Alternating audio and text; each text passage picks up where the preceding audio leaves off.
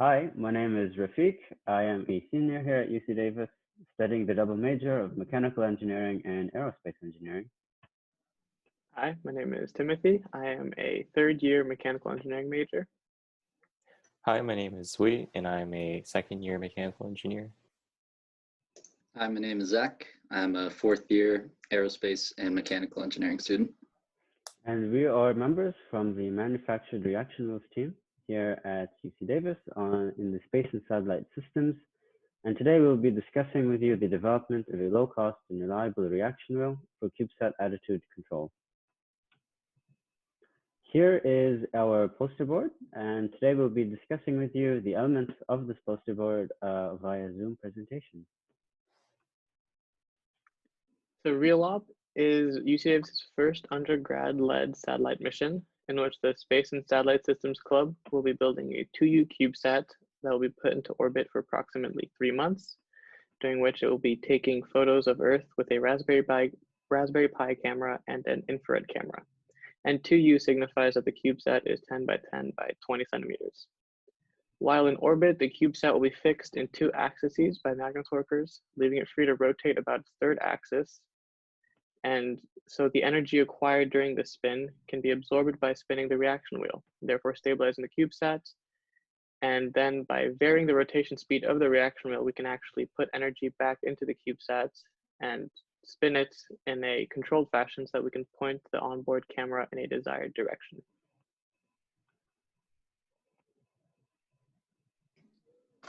The design process primarily used the different RPM values from the Fallhaber motor, which has a maximum RPM of 14,900 and a minimum of 5,000 RPM, as well as the required momentum storage of 9.35 newtons meters seconds. The motor shaft has a length of 4 millimeters, so the height of the reaction wheel was chosen to be either 2 or 3 millimeters. 3 millimeters would allow for more contact on the spindle. However, we do not have a precise fitting procedure and lack the precision to press fit the reaction wheel with only a 1 millimeter clearance. There needs to be a larger clearance in order to screw the reaction wheel onto the motor itself.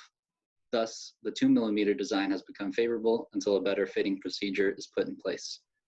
It was also decided it would be safest to run the reaction wheel at slower RPMs to reduce risk, which would increase the diameter of the reaction wheel to 55 millimeters. An in-depth material trade study was also completed and indicated that brass would be the best option for our reaction wheel. Brass is easily machinable, cheap, and reliable.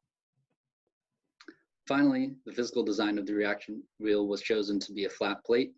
This was chosen because it is easy to manufacture and has a similar moment of inertia to other complex reaction wheel designs. Next, we will discuss the machining of our reaction wheel. This was done in a 3-step process, and we took into account the elements of concentricity.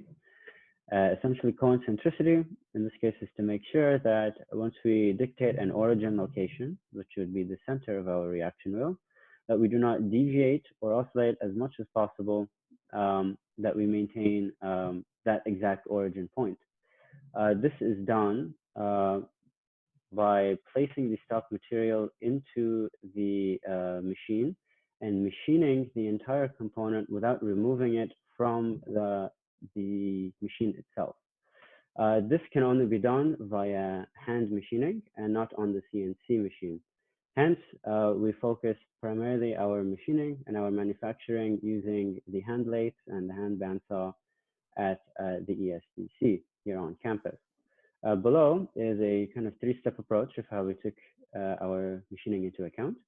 Initially, we started out with the lathe. We would perform an initial face, then we would turn our stock material to the desired diameter of 55 millimeters, as Zach discussed beforehand. After that, we would then pre-ream and ream to get our desired hole diameter of 1.5 millimeters, which matches the spindle diameter of our motor. Finally, we would use various tooling that would be provided to us by the ESDC staff to fully ream the hole into the wheel and into the stock material to get us a really accurate hole. Secondly, we then would continue on to the bandsaw. From there, we would saw off our worked piece to a height that would be greater than our desired height. This allows us for a little bit of play in the next step. Finally, in the lathe, we would attach our sawed-off component into a collet that we had to hand adjust and hand order specifically for this machining kind of process. From there, we would then face off any of the excess material until we get down to our desired height. And then from there, we would complete any finish runs, do any finishing tests. And then from there, we would deburr the reaction wheel to make sure that it would maintain its smoothness and that there would be no kind of adverse phenomena that could affect its spinning and affect assembly further on. Once a reaction wheel has been machined, the next step is to fit it onto the motor. So for fitting, we had several different options. There was a thermal fit in which the motor is cooled down to shrink the shaft and the reaction wheel is heated up to expand the hole made for the fitting. And the two are fit together, and the pressure that builds up once temperatures normalize will hold them together. There was also a press fit in which force is applied onto the shaft of the motor and the reaction wheel until the shaft is squeezed into the hole of the reaction wheel. And then there's a hydraulic fit in which it's the same exact concept as a press fit, just using hydraulic machinery. And for our final fitting decision, we decided to go on a combination of both thermal and press fits. This was done by looking at elements of previous flight models, research on the three kinds of fitting, and actually experimentation that we did.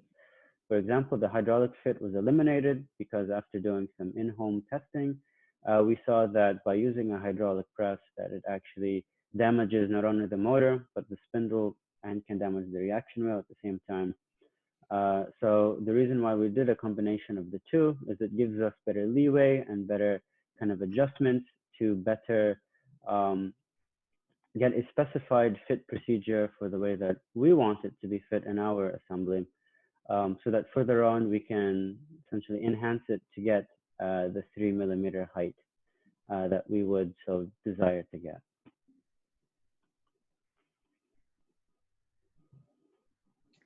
So because of the extreme environments of both the rocket launch and low Earth orbit, it is important to ensure the reaction wheel will survive both of these environments. The first test we ran were thermal simulations to check the deformation of the brass and the hardened steel based on their coefficients of thermal expansion. The plot in the upper right shows that even at negative 150 degrees Celsius, there was only a difference of 2 micrometers between the two materials, indicating that the reaction wheel and the spindle will stay together.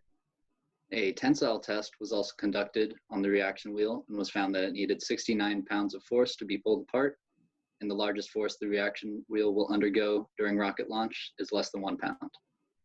Other simulations in SolidWorks shows that the maximum displacement of the reaction wheel is negligible during launch, and the overall von Mises stress on the reaction wheel is much less than the yield strength of the reaction wheel material. The final simulation found that the natural frequencies of the reaction wheel are much larger than the natural frequency of the rocket. This is important to avoid resonance, which is when the natural frequencies become equal to each other and the reaction wheel could vibrate so much as to destroy the whole configuration. However, that is not the case because the rocket's frequency is less than 20 hertz and the smallest reaction wheel natural frequency is 940 hertz. Overall, the reaction wheel test results indicate that it will survive the worst case scenario environments with a sizable margin of safety. So now that we have a reaction wheel, the way we are using the reaction wheel to control the satellite is through something called PID control. PID stands for proportional, integral, and derivative, and it's an error-based control algorithm. Error is based on the difference between our satellite's current position and our satellite's desired position. And as the CubeSat orbits the Earth, it will experience environments that will cause the CubeSat to spin, and when we actually want it to be still. Proportional means that the adjustment is proportional to how large the error is. The integral adds up the error over time and adjusts the output if there is a small persistent error, which is called steady state error. The derivative looks at how quickly or how slowly the error is changing and will increase or decrease the output respectively. And each component has a constant attributed with it, a Kp, Ki, and Kd constant. And those are those will be multiplied to scale the output of the PID controller. And the controller is based on conservation of angular momentum. And that means that the angular momentum of a body remains constant. And so therefore, if we spin our reaction wheel, resulting in some angular momentum, we can, in essence, transfer the angular momentum of the CubeSat to our spinning reaction wheel. So far, we have a MATLAB framework implemented to simulate PID control of our CubeSat. The CubeSat in the simulation has a set rotational speed and a set error, and the results are graphed.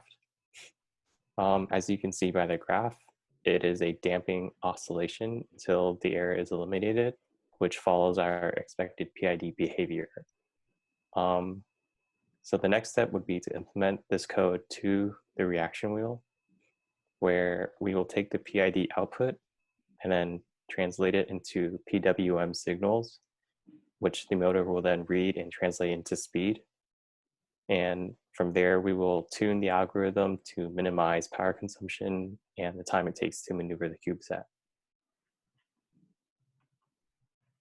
So in conclusion, we discussed with you today throughout our presentation is initially we discussed with you the design of the reaction wheel, which will be made up of a simple disc with a 55 millimeter diameter and a height of either 2 or 3 millimeters, dependent on fitting capabilities. Excuse me. Secondly, we discussed the machining process, which will be used to solidify the making of the reaction wheels. Thirdly, we discussed with you the fitting processes, which will be set up to be a combination of both press and thermal fits, which will allow for better connectivity, as how Timothy described them. Fourthly, we discussed the tests that show that the reaction wheels and motor systems should be able to survive launch conditions and thermal conditions in space, as described by Zach. And finally, we discussed the controls for the motor, which will be successfully used in order to dictate the work of the motor for our desired fashion by Zooey. So for next year, future work we have to do is machine several reaction wheels from the stock material we still have left, and then practice fitting these reaction wheels onto practice spindles so that we can solidify a good procedure for the fitting, and then fit a reaction wheel to the motor. Once that has been done, we can run tests on the efficiency, energy consumption of the system, as well as vacuum and extreme thermal conditions to simulate low Earth orbit. And once those tests have been run, we will integrate the reaction wheel and motor system into the rest of the CubeSat and test the CubeSat as a whole. We would like to send some acknowledgements. We would like to thank the ESDC staff on campus at Boehner. We'd like to thank Professor Robinson, Mr. Brian Hanna, Stephen Foster, and all of the members of the MRW staff for their continued work, perseverance, and dedication throughout this academic school year. We would also like to thank you for your time and attention throughout our presentation. And if you have any comments, questions, or concerns, or would like to learn more about manufactured reaction wheels, the SSS team on campus, or the Real Ops mission, please don't hesitate to contact us below. Thank you.